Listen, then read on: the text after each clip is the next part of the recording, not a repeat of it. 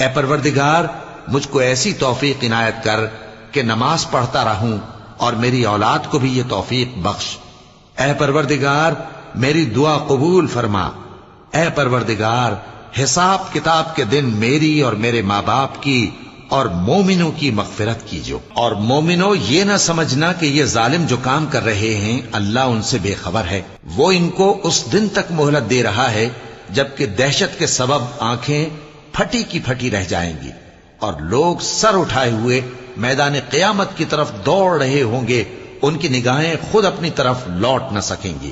اور ان کے دل مارے خوف کے ہوا ہو رہے ہوں گے۔ اور لوگوں کو اس دن سے آگاہ کر دو جب ان پر عذاب آ جائے گا، تب ظالم لوگ کہیں گے کہ اے ہمارے پروردگار ہمیں تھوڑی سی مہلت عطا کر تاکہ ہم تیری دعوت توحید قبول کریں اور تیرے پیغمبروں کے پیچھے چلیں۔